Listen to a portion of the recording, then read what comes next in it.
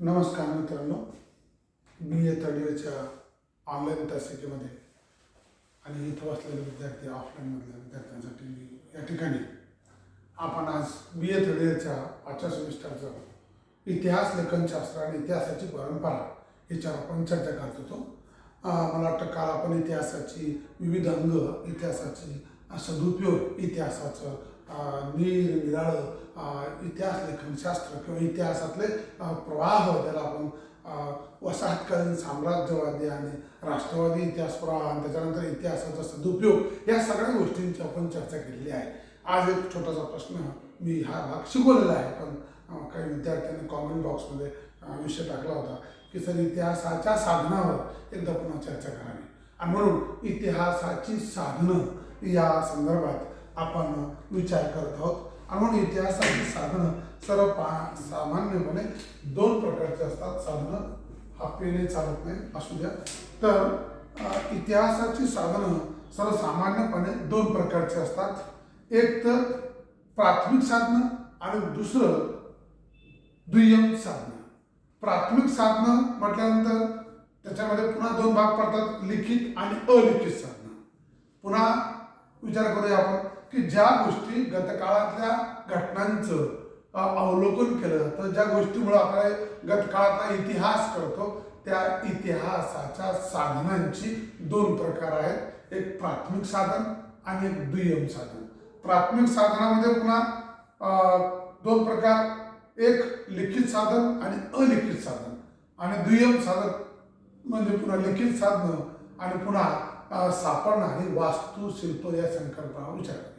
मग पहिल्यांदा आपण प्राथमिक साधनं या दृष्टिकोनातून विचार करत असताना पहिला जो भाग आहे इतिहास लेखन शास्त्राचा प्राथमिक साधन, त्याचे लिखित आणि अलिखित असे दोन भाग आपण विचार करत असताना पहिला आपण विचार करूया लिखित साधनं.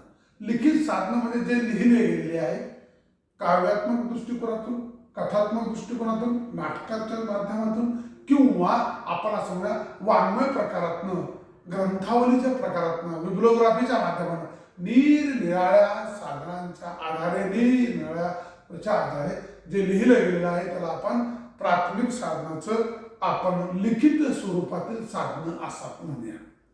मग लिखित साधनामध्ये कोणाकोणाचा समावेश होईल? एक तर पहिली गोष्ट शासकीय कागदपत्रके, गव्हर्नमेंट लायब्ररीमध्ये किंवा गव्हर्नमेंटचे जे कागदपत्रे असतात, उदाहरणार्थ गव्हर्नमेंटने घेतलेले निर्णय, गव्हर्नमेंटने काढलेले रिपोर्ट्स, त्या काळातला, त्या परिस्थितीचा, त्या समुदायाचा किंवा त्या परिसराचा जो रिपोर्ट असतो, गव्हर्नमेंट रिपोर्ट, सर्च रिपोर्ट, हा रिपोर्ट त्याला आपण शासकीय कागदपत्र म्हणता येईल. दुसरं चर्च, देवस्थानं व यांची दप्तर आणि धार्मिक देवस्थानांच्या सनदा, दानपत्र यांचं सुद्धा आपल्याला लिखित स्वरूपाच्या साधनामध्ये उपयोग करता येईल. म्हणजे दानपत्र असतात, दान दिलेलं असतं, अमुक जमीन तितक्या प्रकारात दान दिलेले असते, म्हणजे त्याच्यात लिहिलं जातं. किंवा अशा प्रकारे देवस्थानाचे दप्तर असतात, वर्षानुवर्षाला कित्येक, आपलं बालाजी मंदिर असेल किंवा आपल्या विठोबाचं, पंढरपूरचं विठोबाचं मंदिर असेल किंवा आपण पैठणचं असेल किंवा अनेक मंदिरे, दर्गा असतील अजमेरची, हे सगळे दानपत्र त्यांची किंवा त्यांचं जो दप्तरखाना आहे त्या दप्तरखान्यामध्ये पडलेली जी कागदपत्र आहेत, त्या कागदपत्रांना आपण असं म्हणूया की ही सर्व कागदपत्र ही लिखित स्वरूपातील साधन आहे. त्यानंतर 3 नंबरचं जमा खर्चाच्या नोंदी. प्रत्येक संस्थानाचं, संस्थेचं, मंडळाचं, समुदायाचं किंवा खाजगी संस्थेचं जे हिशोब केलेला असतो, एका ठिकाणी माहिती लिहून ठेवलेली असते, त्याचा हिशोब किंवा जमा खर्चाची नोंद ही, म्हणजे अमुक काळामध्ये एवढा खर्च झाला होता, नंतर तो कसा वाढत गेला किंवा तो नंतर कसा कमी होत गेला, किंवा अमुक गोष्टीला इतका पैसा लागला होता, एकूण खर्च काय काय झाला, त्याच्यातनं कोणते प्रोग्राम त्या ठिकाणी झाले, म्हणजे कार्यक्रमांची चर्चा करणे, सामाजिक दृष्टिकोनातून त्या कार्याचा उपयोग किंवा त्या उपक्रमाचा उपयोग काय झाला याच्यावर चर्चा करणं. म्हणजे याचा अर्थ असा की आपल्याला असं म्हणता येईल की प्राथमिक साधनाचं अतिशय जमा खर्चाच्या नोंदी सुद्धा महत्वाचं इतिहासाचं साधन आहे. त्यानंतर खाजगी संस्था व संघटनांची कागदपत्र. अनेक संस्था आहेत ज्या शैक्षणिक संस्था आहेत, सहकारी संस्था आहेत, सामाजिक संस्था आहेत, मंडळ आहेत, ही मंडळं वर्षानुवर्ष कित्येक वर्षापासून काम करीत आहेत. त्यांची काम करण्याची स्थिती ही लोकोपयोगी आहे, जनकल्याणासाठी आहे, समाज उद्धारासाठी आहे. आणि समाज उद्धारासाठी निरनिराळ्या संस्थांनी, निरनिराळ्या मंडळाने जे कार्य केले त्याचा लेखाजोखा पाहणारं कागदपत्र म्हणजे ते सुद्धा आपल्याला इतिहास लेखन शास्त्राचं किंवा इतिहासातलं लिखित स्वरूपातील साधन, प्राथमिक साधन म्हणून त्याचा आपण विचार करूया. त्यानंतर राजकीय तह असतील, वैयक्तिक रोजनिशी असेल, खाजगी पत्रव्यवहार असेल, करार संबंधी काही कागदपत्र असतील, ही सगळी कागदपत्र सुद्धा आपल्याला प्राथमिक स्वरूपाच्या लिखित स्वरूपातील साधन.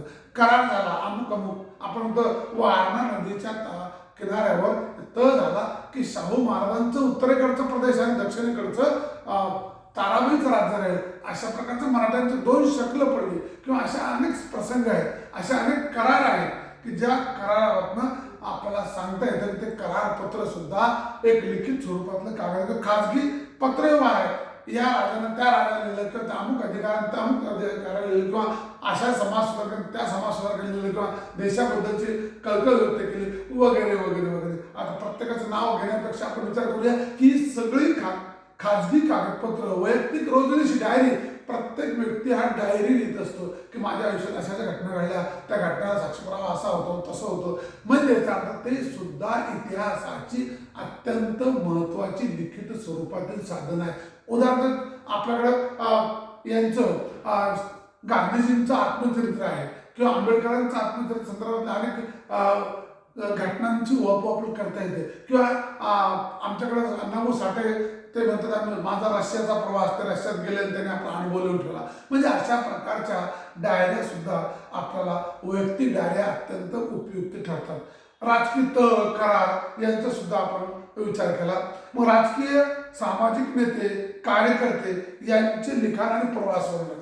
विविध कालखंडामध्ये लोक या देशामध्ये भेटी देऊन गेल्या आणि ते प्रवास वर्णनामध्ये त्यांनी हा देश जसा लिहिला पाहिला तो लिहून काढला.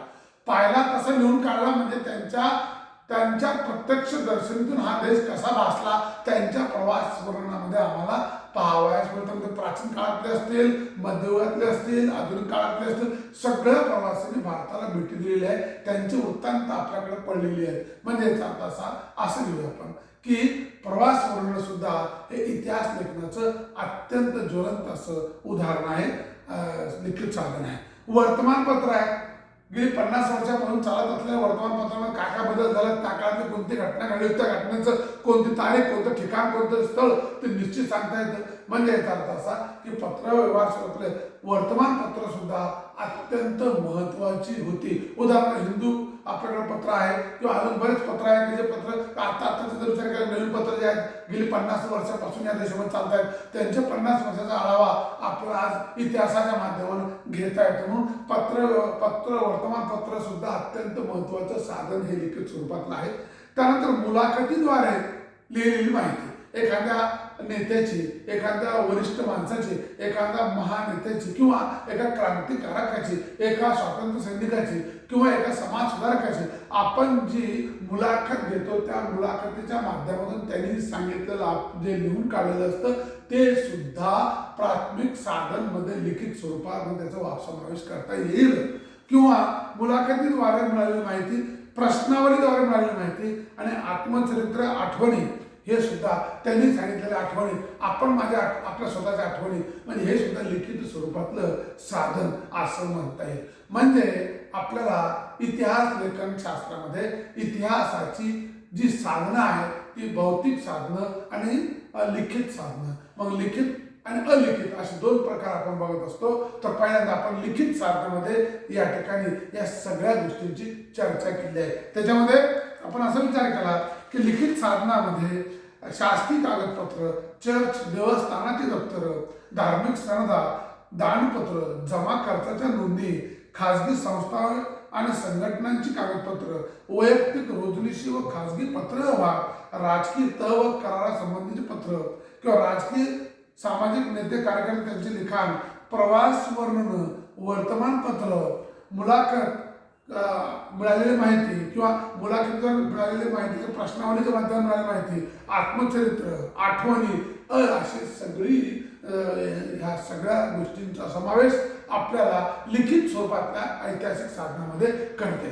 आता अलिखित साधनं, मग अलिखित साधनं कोणती आहेत तर ताम्रपट, नकाशे, चित्रे, किल्ले, प्राचीन वस्तूंचे अवशेष, लेण्या, चैत्यगृह, स्तूप, स्तंभ, शिलालेख, नाणी, ऐतिहासिक वाडे, वास्तू आणि इतर या सगळ्या गोष्टींची किंवा मंदिरं सुद्धा त्याच्यामध्ये, मूर्ती, शिल्प या सगळ्या गोष्टींचं अलिखित स्वरूपातील साधन म्हणून त्याचा वापर करता येईल.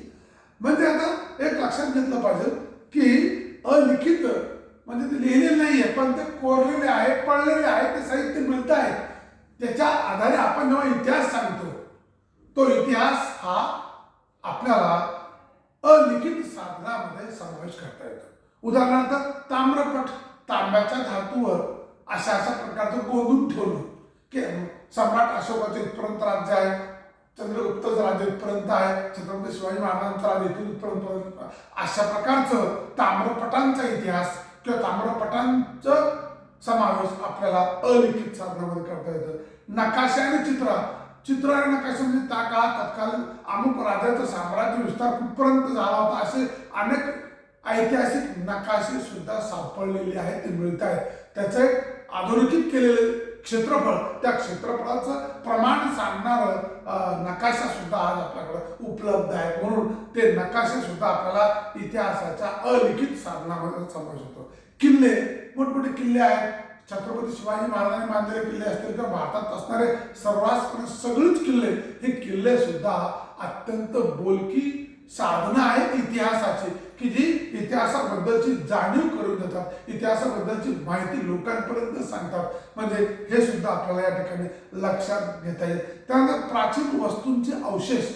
आता उत्खननामध्ये जे काही साधनं मिळतात, उत्खननामध्ये काही वास्तू मिळतात, खेळणी आहे, साहित्य मिळतात, घरोपयोगी चालणाऱ्या साधारण साहित्यांचं आपल्याला उत्खननामध्ये माहिती मिळते किंवा ते उत्खननात मिळत सापडतात. आणि म्हणून अशा प्रकारे असेल, हडप्पा संस्कृती असेल किंवा आपल्याकडे इतर जोखेसर संस्कृती असेल किंवा प्रवरानगरची संस्कृती असेल, अशा विविध संस्कृतीच्या उत्खननामध्ये सापडलेली जी वस्तू साहित्य आहे, त्या वस्तू साहित्यांच्या आधारे आपल्याला तिथला इतिहास सांगता येतो. म्हणून या ठिकाणी आपल्याला असंही म्हणता येईल की प्राचीन वस्तूंचे अवशेष सुद्धा आपल्याला अलिखित साधनामध्ये त्याचा समावेश करता येईल.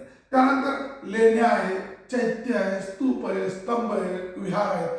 आता बौद्धकालीन आणि जैनकालीन जेवढ्या लेण्या आहेत, जेवढे केव्ज आहेत, त्या लेण्यांमध्ये अख्खं पाषाण डोंगरातलं दगड पूर्ण कोरून काढायचं आणि तिथं मूर्तिशिल्पीच्या माध्यमानं त्या कालीन परिस्थितीची माहितीचं हुबेहूब चित्रण फोटोच्या माध्यमानं किंवा चित्रण करून कोरून करून त्या ठिकाणी बनवायचं. ही कला आम्हाला लेण्यांमध्ये, स्तूपांमध्ये, स्तंभांमध्ये, विहारांमध्ये मोठ्या प्रमाणामध्ये पाहावयास मिळते. म्हणून बौद्धकालीन कला आणि जैनकालीन कला, त्याच्यापेक्षा आपण विचार करूया ही सगळी घटना, हे सगळे जे चैत्यगृह आहे, स्तूप आहे, स्तंभ आहे, लेण्या आहे, ही सगळी हे जे सगळं आहे ते तत्कालीन राजकीय, सामाजिक, धार्मिक गोष्टींची माहिती समाजाला सांगण्यासाठी उपयुक्त ठरतात. ती आजही जीर्ण स्वरूपामध्ये अख्ख्या भारतामध्ये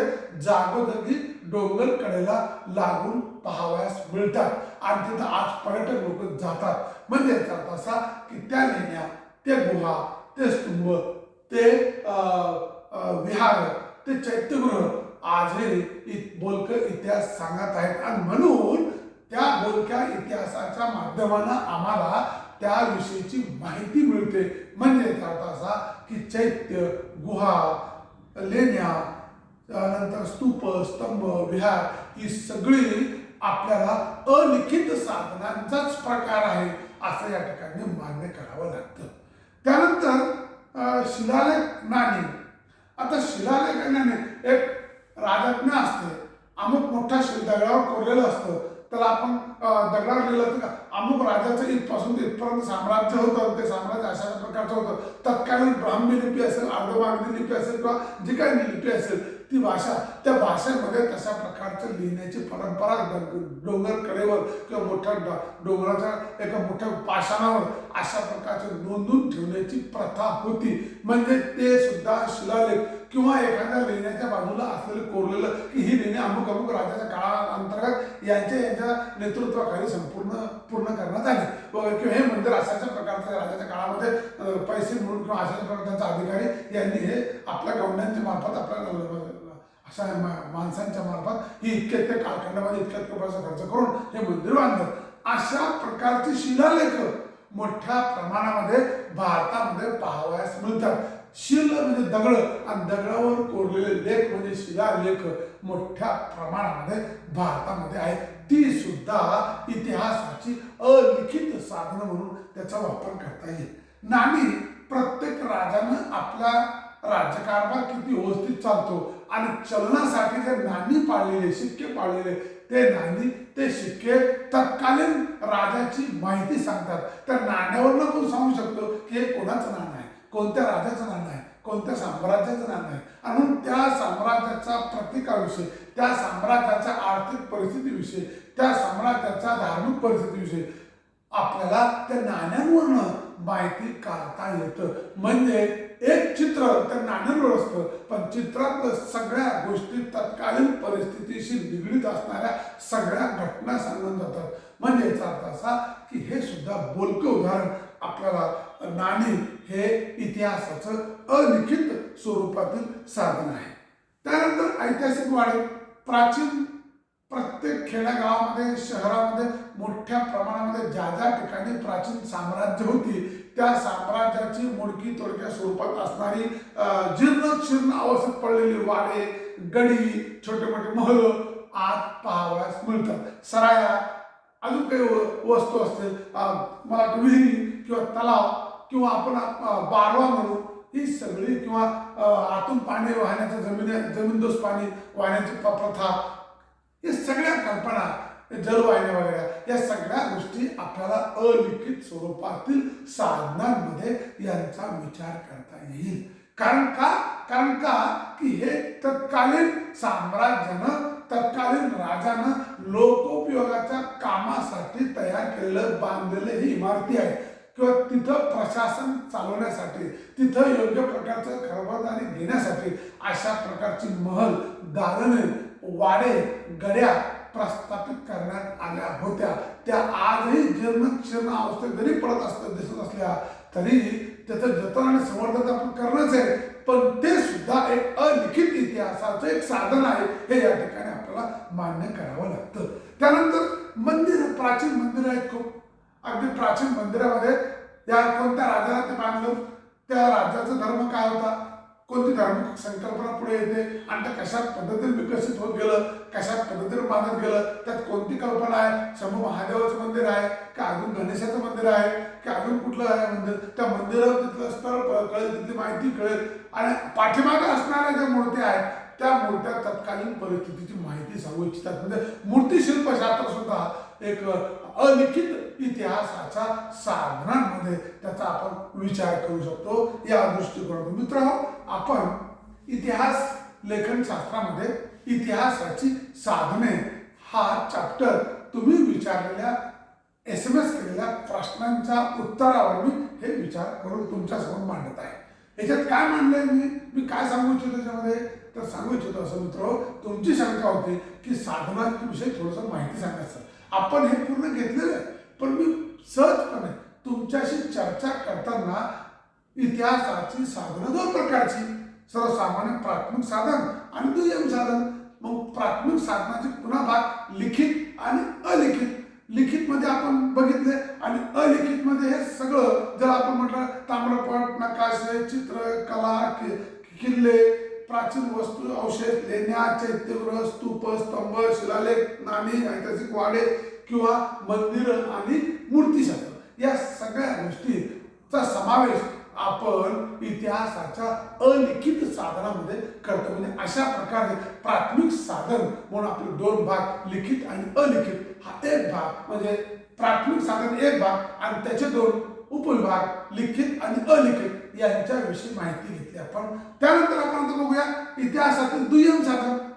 मग दुय्यम साधन कोणतं? लिखित स्वरूपात आहे पण त्याचा दर्जा दुय्यम दर्जा आहे. तो कोणाचे तरी संबंध जोडलेले असतात आणि त्या संबंधामध्ये थोडंसं खालीवर असतं, थोडंसं प्रमाण कमी जास्त असतं, म्हणून हे दुय्यम दर्जाचे साधन आहे. म्हणजे एवढं पक्क नाही पण थोडंसं आढावा, थोडीशी माहिती पण ऍक्युरेट माहिती. कधी कधी ऍक्युरेट नसते पण काही काही ठिकाणी ऍक्युरेट होतं. अशी जी कागदपत्र आहेत, अशी जी पुस्तकं आहेत, ग्रंथावली आहेत किंवा साधनं आहेत, त्या सगळ्या साधनांना आपण काय म्हणूया?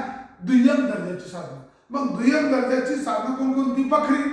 आपल्याकडं अनंत कृष्ण कुलकर्णीचं असेल किंवा सभासद बखर असेल, असंख्य चित्रगुप्ताची बखर असेल किंवा राधा माधव विलास चंपाशी किती बखरीचे आपल्याकडे 91 कमी बखर आहे. या सगळ्या बखरी म्हणजे याचा अर्थ असा की तत्कालीन राजाचं, तत्कालीन समाजाचं, तत्कालीन राजकीय परिस्थितीची माहिती सांगणारं हे अत्यंत मोलक असं दस्तावेज आहे. म्हणून बखर हे वाङ्मय माध्यमातून तिथं तत्कालीन परिस्थितीची माहिती सांगतात. ते सुद्धा आपल्याला दुय्यम दर्जाचं साधन म्हणून इतिहासामध्ये त्याचा समावेश करता येईल. दुसरं आहे कुळांचा इतिहास. भोसले कुळ असेल, जाधव कुळ असेल, गाडगे कुळ असेल, घोरपडे कुळ असेल, जराडे कंपनी असेल, देशमुख असेल, असे अनेक या देशात जाधव असतील किंवा यादवांचं राज्य असेल किंवा आमच्या देशामध्ये असणारं असंख्य साम्राज्यांचं कुळदैवत्व असेल किंवा कुळाविषयीची माहिती असेल, या कुळांची माहिती सांगणारे जे कागदपत्र आहेत ते सुद्धा आपल्याला दुय्यम दर्जाची साधनामध्ये त्याचा समावेश करता येईल. त्यानंतर वंश वेळ अशा प्रकारचं एक झाड काढलेलं असतं. मग पहिलं खोटेवाडचं नाव असतं आणि तिथून पुढे कसं वाढत वाढत त्याची मुलं, त्याची मुलं, त्याची मुलं, त्याची मुलं, त्याची मुलं, मग शेवटी आता कोणती मुलं, म्हणजे अशा प्रकारची स्टेप बाय स्टेप झाडाच्या माध्यमाने वंश वेळ तयार करायची प्रथा पूर्वी होती. ते सुद्धा आपल्याला इतिहास लेखनाच्या दुय्यम साधनामध्ये वापर करता येईल. त्यानंतर वाडे, मजहर, करीने आणि तवारिखा. बाडे म्हणजे मोठ्या प्रमाणात कथाकथन करणारं मोठं वृत्तांत. त्यानंतर मजहर म्हणजे मैफिल बसून मजहर करणे. याचा असा दावा आहे की हे माझी जमीन होती, ती जमीन यांनी हिसकून घेतलेली, पिढी जात आमच्याकडे होती पण नंतर यांनी ती हिसकून घेतलेली, ती आम्हाला पुन्हा मिळत यावी, देण्यात यावी, अशा प्रकारे मजहर करणे. मजहर करणे म्हणजे सामान्य लोकांसमोर चर्चा करणे आणि त्याच्यातनं न्याय निवाडा करून ते योग्य पद्धतीनं त्याचं न्यायदान करून घेणं, अशा प्रकारे मजहर करणे. करीने किंवा अशा प्रकारचं तवारिखा, शकावल्या, मोठ्या प्रमाणात पोवाडे, काव्य, ही सगळी काव्य असतील, कवले असतील, पोवाडे असतील, वीर रसानं भरलेले असंख्य पोवाडे आज महाराष्ट्रामध्ये पाहावयास मिळतात. ती सुद्धा इतिहासाची दुय्यम साधन म्हणून तिचा वापर आपण करू शकतो. त्यानंतर खंडकाव्य. एक घटना घडली, दुसरी घटना घडली, तिसरी घटना घडली, अख्खं त्या साम्राज्याचा इतिहास खंडात्मक काव्यात्मक लोकांना सांगणे, म्हणजे अशा प्रकारचं खंडाचे खंड सांगणे आणि ते सगळं मौखिक लोकांपर्यंत इतिहास पटवून सांगणे, म्हणजे अशा प्रकारचे जे खंडकाव्य आहे ते सुद्धा खंडकाव्य आपल्याला इतिहासाच्या दुय्यम साधनामध्ये त्याची चर्चा करता येईल. त्यानंतर ऐतिहासिक म्हणी, वाङ्मय, ऐतिहासिक नाटकं, स्थान पोथ्या यांचं सुद्धा आपल्याला दुय्यम दर्जाच्या साधनामध्ये त्याचा समावेश करतात. ज्या म्हणी गड आला पण सिंह गेला वगैरे वगैरे किंवा होता जेव्हा तो वाचला शिवा, अशा प्रकारच्या म्हणी आहेत. या म्हणी सुद्धा तत्कालीन त्या परिस्थितीशी निगडीत त्या घटनांची आठवण करून देतात आणि किंवा आपण वाङ्मय सुद्धा मोठ्या प्रमाणात पाहायला मिळतात. नंतर नाटकं आहेत, अनेक प्रयोग आहेत. महादेव कागणे मित्र असेल किंवा अजून शिवाजी महाराजांचे नाटकं असतील, अब्दुल खानवत प्रकरण असेल, अशा अनेक नाटकं रंगभूमीवर रंगवली जातात आणि ते रंगवून लिहिलेले असे अनेक असंख्य नाटकं लिहून ठेवलेली आहेत. ती लिहून ठेवलेली नाटकं सुद्धा इतिहासाचा दुय्यम दर्जाचं साधन म्हणून त्याचा वापर करता येईल. पुन्हा स्थानपोथ्या असताना आपल्याला महानुभाव संप्रदायामध्ये मोठ्या प्रमाणामध्ये स्थानपोथ्यांचा समावेश दिसतो. म्हणजे तत्कालीन स्थानिक लेवलवर कशा प्रकारचं राजकारण होतं, कशा प्रकारची परिस्थिती होती आणि त्या परिस्थितीवर मात करण्यासाठी तिथला कुलकर्णी पाटील किंवा तिथला जो अधिकारी किंवा त्या काळाचा राजा जो असेल ते अशा प्रकारच्या अधिकाऱ्यांनी कशा प्रकारचं न्यायनिवाडे केले, कशा प्रकारचं लोककल्याण कार्यक्रम केलं, याचं वृत्तांत, याचं सारांश रूपाने त्या ठिकाणी माहिती सांगण्याची प्रघात जो येतो त्याला आपण इतिहासातील दुय्यम साधन म्हणून त्याचा वापर करू शकतो. म्हणजे आपण आज प्राथमिक साधन आणि दुय्यम साधन इतिहासाच्या साधनाबद्दल बोलतोय. म्हणून दुय्यम साधनामध्ये आपण बकरी, कुळांचा इतिहास, वंशवेळ, बाणे, मजहर, करिणे, तवारिका, शकावल्या, पोवाडे, काव्य, कवने, खंडकाव्य, ऐतिहासिक म्हणी, वाङ्मय, ऐतिहासिक नाटके आणि स्थानपोथ्या या सगळ्या गोष्टींचा समावेश आपण तो दुय्यम साधनामध्ये करतो हे लक्षात घेतलं पाहिजे. मग मित्रांनो, आज आपण तुम्ही विचारलेल्या प्रश्नांचं उत्तर देण्यासाठी मी पुन्हा तुमच्यासमोर प्रकट झालो आणि तुम्हाला सांगू लागलो की तुम्ही तो प्रश्न केला की सर इतिहासाची साधनं कोणती. तर इतिहासाच्या साधनावर आपण 2-3 तासिका त्याच्यावर घेतलेल्या आहेत, पण तरी एक पुन्हा काही विद्यार्थ्यांच्या शंका होत्या म्हणून ते आपण रिपीट करूया की इतिहासाची साधनं 2 प्रकारची आहेत. एक प्राथमिक साधन आणि दुय्यम साधन. प्राथमिक साधनामध्ये पुन्हा 2 भाग पडतात, लिखित आणि अलिखित. आणि दुय्यम साधनामध्ये सरळ सरळ जे दिसतात ते आपण मांडून ठेवूया. प्राथमिक साधना आणि दुय्यम साधनाच्या दृष्टिकोनातून इतिहासाचं साधनांचे महत्त्व जर विचार केला आपण तर इतिहासाच्या लेखन साधनाचे महत्त्व म्हणजे एक तर गोष्ट इतिहास लेखन साधनाच्या वतीनं पूर्ण होते. इतिहास असं लिहिलं जात नाही जोपर्यंत साधन उपलब्ध होत नाही तोपर्यंत इतिहास मांडताच येत नाही. दुसरं, इतिहास लेखनात साधनांचा अभ्यास केला जातो. इतिहास लिहायला बसलो तर त्याची साधनं हाताळली लागतात. ती हाताळली गेलेली साधनं अभ्यासली जातात आणि अभ्यासातून नोट्स काढायच्या, तळटिपा काढायच्या आणि त्या तळटिपाच्या आधारे आपलं वर्णन लिहायचं किंवा साधना इतिहासातीलच विचारांची, आचारांची माहिती सांगतात.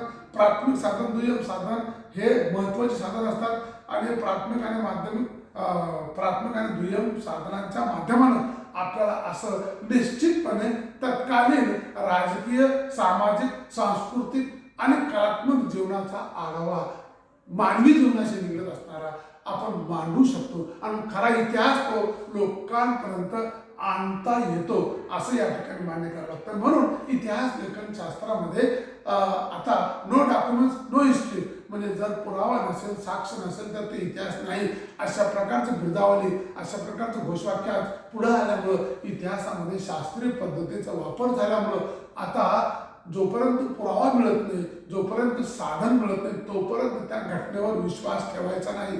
जर त्याचे साधनं आणि पुरावे मिळाले तर ती घटना सत्य आहे असं मानत चालायचं. असा एक सरळ सरळ ढोबळ मानणं इतिहास लेखनामध्ये एक प्रकार आल्यामुळं इतिहास लेखनातील साधनांना अत्यंत अनन्यसाधारण असं महत्त्व आलेलं दिसतं की ज्या साधनांच्या आधारे खरा इतिहास लोकांपर्यंत मांडता येतो आणि मांडला जात आहे. आजही असंख्य संशोधक विद्यार्थी आपले त्याच्यावर संशोधन करून आपले विचार आणि नवीन इतिहास, पुनरुज्जीवनाचा इतिहास, पुनर्लेखनाचा इतिहास जगापुढे मांडत आहे. हे इतिहासाची चांगली बाजू म्हणता येईल, इतिहासाचं एक वैशिष्ट्यपूर्ण अंग या ठिकाणी म्हणता येईल. इथं आपण थांबूया. तुम्हाला प्रश्न समजला असेल इथं आपण थांबूया. पुढचा प्रश्न नंतर घेऊ. धन्यवाद. नमस्कार.